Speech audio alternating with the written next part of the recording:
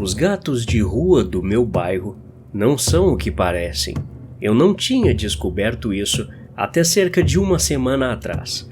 E francamente, gostaria de não ter descoberto nada. Droga, como eu queria não ter descoberto. Não posso mais sair da porra da minha casa sem ter medo de morrer. O que devo fazer agora? Me desculpe. Eu devo primeiro explicar os detalhes de o que e como descobri antes de falar por que isso está me afetando. Enfim, como disse, isso tudo começou na semana passada e até então eu não suspeitava de nada. Quer dizer, acho que os gatos da minha vizinhança sempre foram um pouco diferentes quando comparados a outros grupos de gatos de rua. Realmente, não sei como explicar isso. Eles pareciam mais sofisticados, sabe? Nunca brigaram ou criaram um tumulto no telhado de ninguém, a menos que um gato que não fosse da vizinhança aparecesse. Mas fora isso, nunca chegaram perto de nenhum dos habitantes da cidade para incomodar. Acho que essa é uma das razões pela qual ninguém nunca se preocupou em pedir ao município que resolvesse essa situação. Eles são como fantasmas.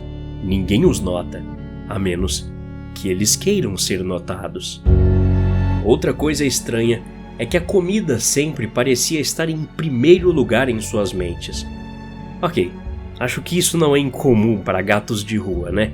Mas algo sobre a maneira como eles cobiçavam a comida parecia estranho. Eu costumava vê-los andando em bandos, vagavam pela vizinhança juntos, procurando por presas nas sombras. O estranho, porém, é que nunca os vi pegando nada. Estavam sempre procurando, mas nunca encontrando. Quando não estavam fazendo isso, bem, na verdade eu não sei o que faziam, mas sempre pareciam estar com fome. A única vez que via algum deles comer foi quando eu mesmo os alimentei. Meu bairro é muito pobre, então a maioria das pessoas não tem esse bom senso de alimentar alguns pobres gatos. Eu fui o único que fez isso. Para ser sincero, porém, a primeira vez que os alimentei, a comida não era para eles. Minha gata, Bubu, escapou de casa e fugiu alguns meses atrás. Tentei atraí-la de volta, colocando sua comida de gato favorita do lado de fora da minha porta dos fundos, mas em vez de atraí-la, acabei atraindo o bando de gatos de rua. Apesar disso, eu ainda deixava a comida, na esperança de que Bubu voltasse para casa. Ela nunca mais voltou. Por fim, aceitei o fato de que Bubu havia partido para sempre. Apesar de tudo, eu ainda mantive o ritual de deixar comida fora de casa todas as manhãs antes de ir para o trabalho. Acho que foi minha forma de luto. Se eu não podia alimentar minha gatinha, pelo menos outros gatos se beneficiariam disso. Com o tempo, comecei a deixar comida fora com mais frequência.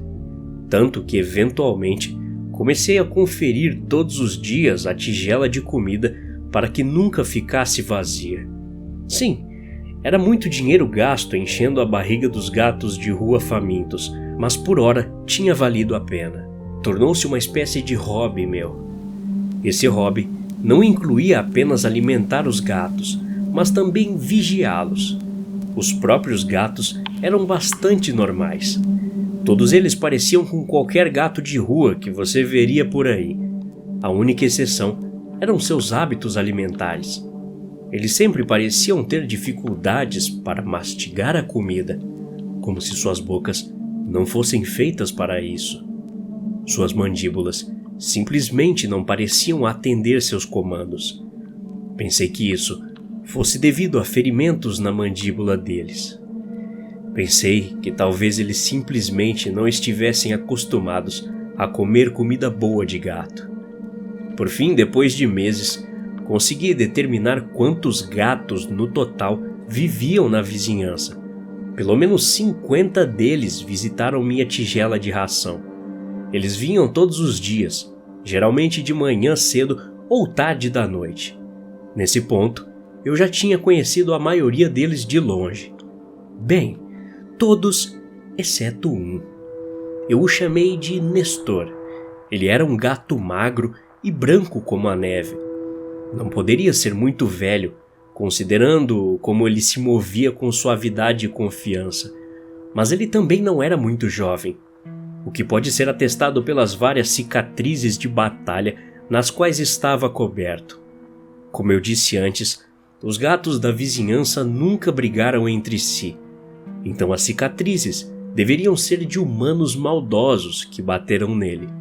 Outra coisa que percebi é que os outros gatos o respeitavam. Eles se afastavam quando ele vinha para comer, e eu poderia jurar que alguns deles até baixavam a cabeça em respeito quando ele passava. A primeira vez que vi Nestor, eu estava sentado no quintal. E geralmente, quando eu estava no quintal, poucos gatos ousavam se aventurar na tigela de comida. Às vezes, um ou dois tentavam se esgueirar por mim para dar uma mordida rápida na ração, mas corriam para fora do quintal ao menor movimento que eu fizesse. Nestor, no entanto, não fez isso. Ele entrou no meu quintal e foi direto, com a maior confiança do mundo, até a tigela de comida. Nem sequer se assustou quando eu me virei para encará-lo.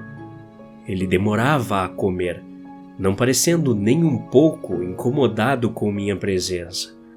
Quando terminou, ergueu a cabeça e se virou para olhar para mim. Nós ficamos lá por um tempo assim, apenas olhando um ao outro. Eventualmente, Nestor pareceu ficar entediado e virou a cabeça em direção ao portão aberto. Ele olhou para mim mais uma vez e piscou seus olhos lentamente antes de se virar e ir embora.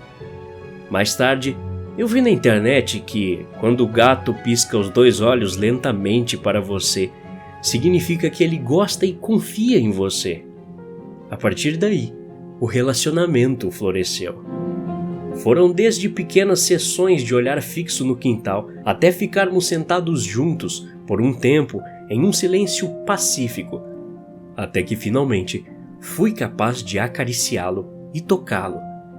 Foi ótimo ter um vínculo com outro animal após a perda da Bubu. Eu só queria que isso tivesse durado mais tempo, que eu pudesse ter permanecido ignorante da verdade. Era um sábado, o dia em que descobri a verdade sobre Nestor. No último sábado, para ser mais exato, eu estava sentado no quintal, absorvendo os últimos raios de sol do dia e tomando uma cerveja gelada. Como um relógio, pontualmente Nestor fez seu caminho para o quintal. Não nos reconhecemos a princípio. Eu o deixei ir e comer sua porção de comida. Ele mastigou daquela maneira estranha que todos os gatos da vizinhança fazem, mas terminou a tigela com relativa facilidade. Não demorou muito até que ele subiu no meu colo. Olhei para baixo e sorri para ele. Ele ronronou e enfiou a cabeça na minha mão direita, obviamente querendo carinho. Eu obedeci e o acariciei por um tempo. O tempo passou e o sol começou a se pôr. Eu estava perdido, olhando para o nada, enquanto a ideia de entrar para dentro de casa vinha na minha cabeça. Foi um pequeno miado abaixo de mim que me tirou do transe. Eu olhei para baixo e vi Nestor olhando para mim. Ri e perguntei brincando, com aquela voz fina que fazemos quando falamos com animais. Fala, amigo, o que foi? Você precisa de algo?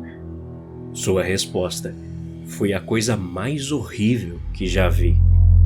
Nestor mexeu sua mandíbula e apenas abriu bem a boca, como se fosse bocejar, mas em vez disso, fez um som de estalo que deixou a parte inferior de sua mandíbula pendurada em seu crânio, apenas presa à cabeça por tendões e pele. Sua mandíbula revelou ainda mais o que me assustou. Fileiras e mais fileiras de dentes afiados como agulhas ao longo de sua boca e garganta, descendo até onde eu não pudesse mais ver. Além disso, uma língua comprida e pontuda emergiu da escuridão de sua garganta. Era cor rosa e coberta de saliências e erupções vermelhas. O mais notável na língua, porém, eram os milhares de dentes que a cobriam, assim como os da garganta e da boca. Fiquei em choque, paralisado, mas isso não durou mais do que 2 segundos. Depois que o choque passou, pulei e saí da minha cadeira, jogando Nestor com tudo no chão. Corri para a porta dos fundos, mas não antes de sentir milhares de dentinhos afundando em minha mão e braço. Eu gritei em agonia, parando e vendo Nestor engolindo todo o meu braço esquerdo, todo o caminho até o meu antebraço. Em uma tentativa desesperada de tirá-lo, comecei a tentar puxá-lo do meu braço, mas tudo o que fiz foi fazer com que seus dentes rasgassem mais minha carne. Doeu tanto. Parecia que alguém havia pego 1 milhão de agulhas mergulhadas em ácido e as enfiado em meu braço. Balancei freneticamente, tentando fazer com que ele me soltasse, mas ele nem se mexeu. Foi uma tortura. Observar e sentir enquanto ele lentamente começou a engolir mais meu braço, e eu não ser capaz de fazer nada sobre isso.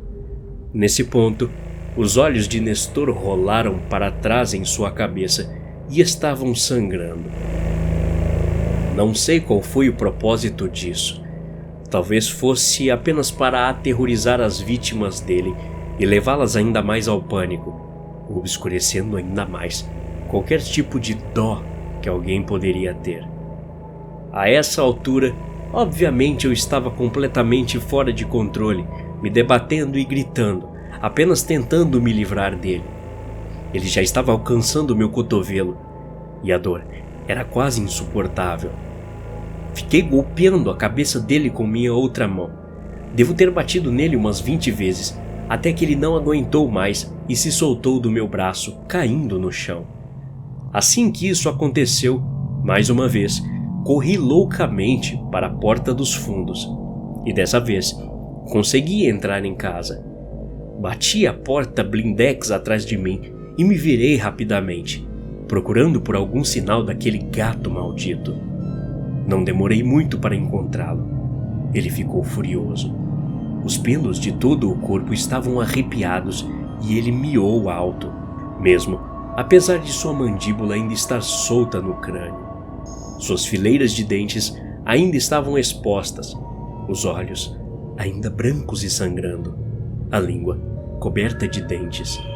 O som do miado que ele fez foi totalmente bizarro. Mesmo através da porta de vidro, era quase ensurdecedor.